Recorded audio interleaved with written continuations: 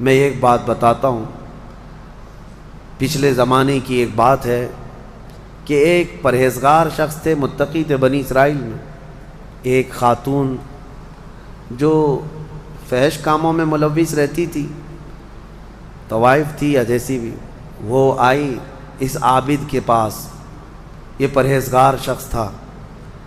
یہ جب آئی تو کہا کہ رات گزارنے کے لیے میرے پاس کوئی ٹھکانہ نہیں ہے، باہر ٹھنڈی اور بارش ہے، مجھے تھوڑی سی جگہ دے دو۔ اس عابد نے رحم کھا کر اپنے گھر میں عورتوں کے رونے پر کبھی شیطان داخل ہو جاتا ہے، مدد کے لیے عورت رونا دھونا جب کرتی ہے تو اچھوں کا ایمان ختم ہو جاتا ہے۔ وہ عورت رونے لگی کہ میرا کچھ کوئی سہارا نہیں، بارش میں بھیگ جاؤں گی، میں تڑپ تڑپ کے ختم ہو جاؤں گی۔ اس عابد شب زندہ دار اس نے اپنے خانقاہ میں جگہ دے دیا۔ جب رات ہو گئی تو وہ عورت آئی اس کے سامنے آئی اور عریانیت کے ساتھ عجیب و غریب حرکتیں کر کے اس کو گناہ پر ابھارنے لگی۔ وہ عابد تنہا تھا، وہ قریب آیا، اس کے بعد پوچھا کیا چاہتی ہے؟ کہا چل کوئی نہیں ہے، رات میں کوئی نہیں ہے، ہم لوگ اپنے جسموں کی سکون حاصل کر لیں۔ اس عابد نے کہا کہ ٹھیک ہے، میں اس سے پہلے تھوڑی دیر میں بھی آتا ہوں، خواہش ہے تیرے ساتھ آ جاتا ہوں، سوتا ہوں، لیکن اس سے پہلے میں دیکھتا ہوں۔ اس نے کیا کیا، گھر میں جو چراغ جل رہا تھا، بہت اس وقت مشعل جلائے جاتے تھے، کرنٹ تو نہیں، لائٹ نہیں، مشعل جو جلائے جاتے تھے، اس نے وہ مشعل کو قریب کیا، پہلے اس میں اپنی انگلی لگایا تو چمڑی جل گئی، ہاتھ جھٹکنے لگا۔ وہ خاتون تیار کھڑی تھی، پوچھنے لگی کہ کیا کر رہا ہے؟ کہا رک جا، دیکھ رہا ہوں۔ تھوڑی دیر کے بعد دوسری انگلی آگ میں لگایا، چمڑی جل گئی۔ پھر اس کے بعد وہ اسی طرح جلاتا رہا انگلی کو۔ اس خاتون نے پوچھا کہ کیا کر رہے ہو تم؟ اس عابد نے کہا میں دیکھ رہا ہوں، اس آگ کو میں برداشت کر سکتا ہوں تو پھر ٹھیک ہے، میں یہاں مزے بھی کر لوں گا، اس لیے کہ یہ جہنم کی آگ اس سے 70 گنا زیادہ تیز ہے، میں نے سنا ہے۔ دیکھ رہا ہوں کہ یہاں کی آگ میں برداشت کر پاتا ہوں۔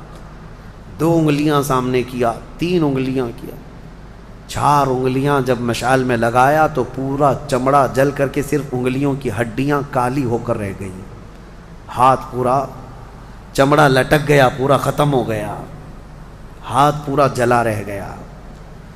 وہ عورت چیخ مارنے لگ گئی کہ کیا کر رہا ہے، چمڑے کے جلنے کی بو آنے لگ گئی۔ اسی اثنا میں وہ عورت چیخ مار کر کے باہر نکلتی ہے کہ بچاؤ مجھے، بچاؤ، یہ پاگل ہو گیا، پاگل ہو گیا۔ بادشاہ کی پولیس وہاں سے گزر رہی تھی، آئی اور اس نے پوچھا کہ کیا ہوا ہے؟ کہا کہ اس عابد نے میری عزت پر حملہ کر دیا۔ تو پولیس اندر گھس گئی، دیکھا تو یہ بیٹھا ہوا تھا، اب آؤ دیکھا نہ تاؤ، حملہ کر دیا اس پر۔ لوگوں کو باہر پتہ چل گیا کہ ایسا ایسا ہوا ہے، ایک عورت آئی تھی اور اس پر عابد رات کو تنہائی میں اس کے ساتھ منہ کالا کر رہا تھا۔ تو لوگوں نے مارنا شروع کیا، اتنا مارا کہ وہ عابد مر گیا، انتقال ہو گیا، ختم ہو گیا۔ اب مسئلہ یہ ہے کہ اب لوگوں میں یہ بات پھیل گئی کہ اتنے سالوں جس کو ہم نے عبادت میں دیکھا تھا، وہ ایک عورت کے چکر میں آخری وقت بہک گیا اور منہ کالا کر لیا۔ اب اس کے بعد اس کو اٹھاتے ہیں، اٹھا کر کے قبرستان میں جب دفن کرنے کے لیے رکھا گیا، قبر میں جیسی رکھتے ہیں، اس قبر میں تیز خوشبو بھر چکی ہے، ہر جگہ سے خوشبو کے جھونکے آ رہے ہیں۔ لوگوں نے کہا یہ بدکار آدمی کی قبر میں اتنی خوشبو کہاں سے آ رہی؟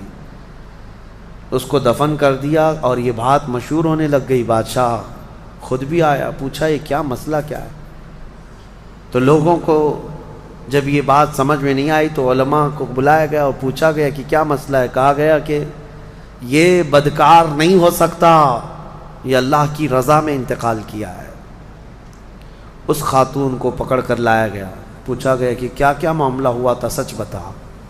اس عورت نے بتایا کہ اس کا کوئی مسئلہ نہیں تھا، یہ ڈرتا رہا اللہ سے اور آخرت سے ڈرتا رہا، اور رات میں یہ بیٹھ کر کے اپنی انگلیاں جلا لیا تھا، اور یہ کہتا تھا کہ میں دیکھتا ہوں دنیا کی آگ سے میں برداشت کر پاتا ہوں تو ٹھیک ہے میں تیرے ساتھ مزہ کروں گا، نہیں تو پھر آخرت کا عذاب اس سے بھی بڑا سخت ہے۔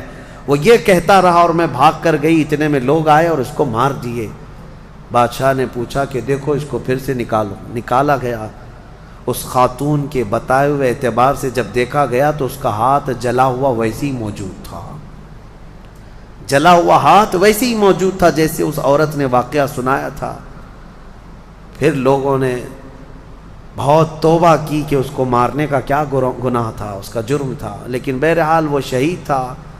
اس حکایت کو نقل کر کے فرماتے ہیں صاحب حکایت کہ یہ وہ لوگ تھے جن کا ہر کام آخرت سے جڑا ہوا تھا، وہ ایک حرکت بھی کچھ ان کو دنیا میں ڈگمگ نہیں کرتی، ان کے پاؤں کو نہیں پھسلا پاتی۔ کیوں؟ وہ ڈرتے اس بات سے تھے کہ آخرت میں کیا ہوگا، آخرت میں کیا ہوگا۔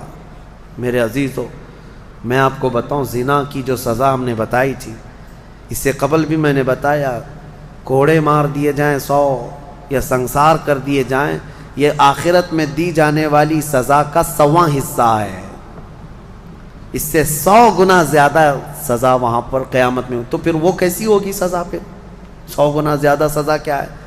اسی لیے فرمایا گیا جہنم کا ہلکا عذاب۔ پوچھا گیا حضور سے سب سے کم عذاب کیا ہوگا، سب سے کم کسی کو عذاب دیا جائے گا اگر دوزخ میں تو کیا ہوگا؟